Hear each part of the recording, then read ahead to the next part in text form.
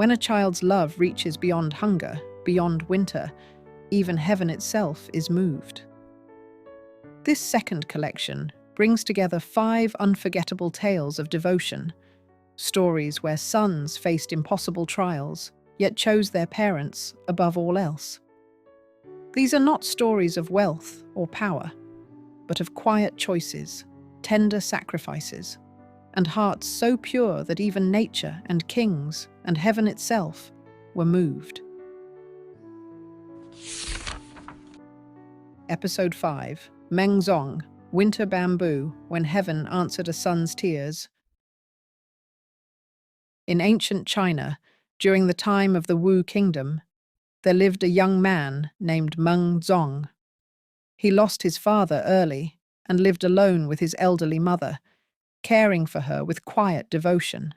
As the years passed, his mother grew ill and remained bedridden through many seasons. One harsh winter, her condition worsened. Lying weakly in bed, she whispered to her son, "I long for a taste of bamboo shoots." Meng Zong was heartbroken. Bamboo shoots do not grow in winter. The ground was frozen. Snow blanketed the earth. Still, he wandered the fields, hoping, praying. In the silence of falling snow, he sat down, overwhelmed with grief, and cried out, "Heaven, please grant me bamboo shoots so I can heal my mother." And then, something miraculous happened. Before his eyes, the snow began to shift. Tender green bamboo shoots pushed up through the frozen ground, breaking through the snow. Life had answered his sorrow. Overjoyed, Meng Zong gathered the shoots and rushed home.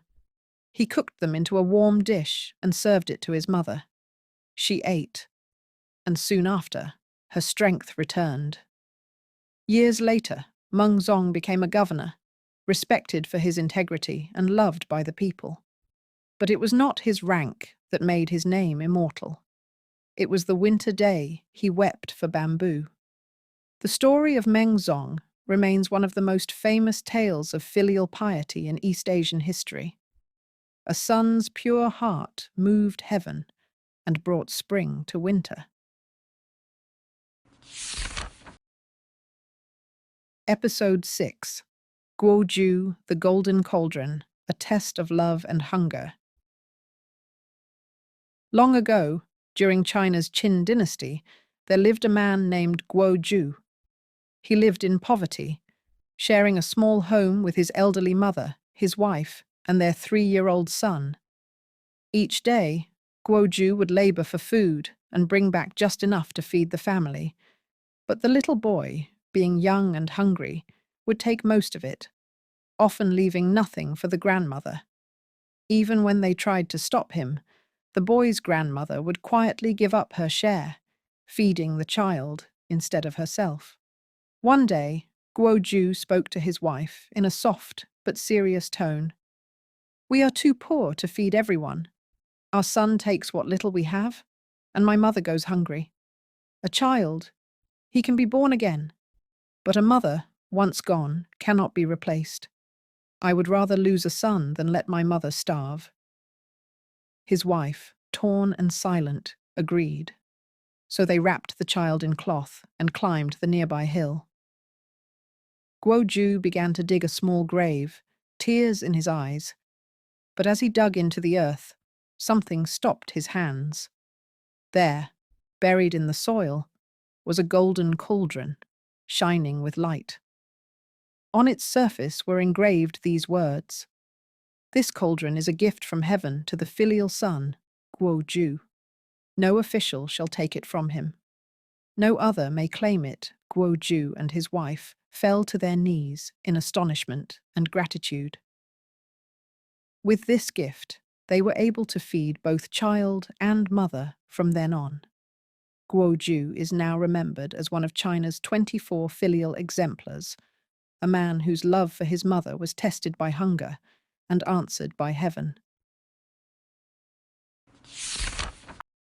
Episode 7, Sun Sun, the Stone Bell, a Son's Choice, echoed through the kingdom. During the reign of King Hungdok of Silla in ancient Korea, there lived a man named Sun Sun. After his father passed away, he and his wife worked as laborers to care for his elderly mother. They lived in deep poverty, but Sun Sun's devotion to his mother never wavered. The couple had a young son, but raising a child while supporting his aging mother became more and more difficult. One day, Sun Sun turned to his wife and said, "A child can be born again, but a mother, once gone, is gone forever. If we continue like this, mother will suffer. Let us bury the child in the mountains." His wife, heartbroken but helpless, agreed. So they carried the child deep into the forested hills. Sun Sun began to dig, but as he dug into the earth, something strange happened. He struck something hard. Buried in the soil was a bell made of stone. His wife, startled, said, "This must be a sign, a gift for the child. We cannot go through with this." Sun Sun hesitated, then nodded. They brought both the child and the stone bell back home. When they rang the bell, the sound was so pure and resonant that it travelled across the land, all the way to the royal palace. Hearing the sound, the king asked, "Where does that beautiful ringing come from?" Royal messengers followed the sound and arrived at Sun Sun's home. They listened to his story, the poverty, the sacrifice, the miraculous bell. The king was moved and said, "Long ago in China, Guo Ju found a golden cauldron while digging a grave for his child. Sun Sun has found a stone bell. Their hearts were the same." In reward for his filial piety, the king granted Sun Sun fertile land and 50 siok of grain. And so, the sound of a bell that rose from grief became a voice heard by kings. A son's painful choice turned into a blessing for his child, his mother, and the generations to come. Episode 8. Dushi, the Tiger's Ride and the Autumn Persimmon. Dushi was a poor man who made a living by burning and selling charcoal in ancient Korea. Though he had little, he cared for his aging mother with the deepest love and respect. He always set aside money to buy meat and prepare good meals for her. One day, he purchased some meat from the market, but on his way home, a hawk suddenly swooped down and snatched it away. Heartbroken, he returned home in tears, only to find that the hawk had dropped the meat in their courtyard. Miraculously, it had come back to him. Another time, his mother fell ill and longed for a ripe persimmon, though it was the wrong season. Doshi searched through forest after forest as daylight faded. Suddenly, a tiger appeared and blocked his path. Instead of attacking, it looked at him intently, then lowered its body as if inviting him to climb on its back. Trusting his instincts, Doshi climbed atop the tiger. The great beast carried him across hills and valleys, nearly 100 li, until they reached a remote village in the mountains. There, he found lodging for the night. The host kindly served him a warm ancestral meal and placed bright orange persimmons on the table. His eyes lit up. "Where did these come from?" The host replied, "My late father loved persimmons, so every autumn I store 200 in a cave. Normally only 7 or 8 survive the winter. But this year, 50 remained, perfectly ripe. I believe heaven preserved them for someone like you." He gave Doshi 20 persimmons. Doshi thanked him with deep bows and stepped outside. The tiger was still waiting. He climbed on once again, and the tiger carried him safely home. Just as he arrived, the rooster crowed at dawn. When his mother passed away years later, Doshi wept blood-red tears, so deep was his sorrow.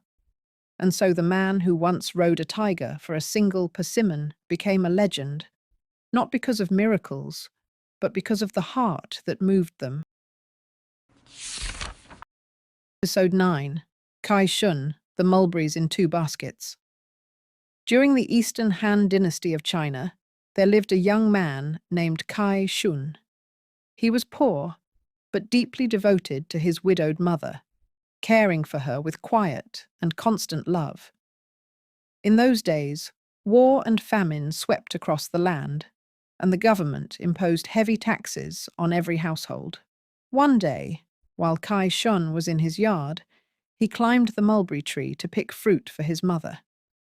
He carefully sorted the berries, placing the fully ripe, sweet black mulberries into one basket and the unripe red ones into another. The ripe ones were soft and sweet, safe for his elderly mother to eat. The red ones were sour and could upset the stomach, so he saved those for himself. Just then, the tax officer arrived at his home, but there was nothing of value to collect. No grain, no livestock, no goods. The officer saw the 2 baskets and asked, "Why are the berries separated like this?"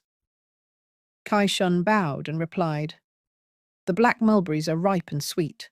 Those are for my mother. The red ones are still unripe, so I will eat those." The officer was deeply moved. "What kind of government takes taxes from a son like this?" he said. Not only did he exempt Kai Shun from taxation, he returned later with bags of rice and grain as a gift. Word of Kai Shun's quiet act of devotion spread through the region. His name was recorded in books as an example of true filial piety, not for grand gestures, but for the small ones done with care and love. 2 baskets, 1 heart, a world of difference. Did you enjoy these 5 tales of filial piety that heaven itself is moved? If they touched your heart, please subscribe, like, and leave a comment. I'll see you again with another story of Eastern filial devotion. Thank you.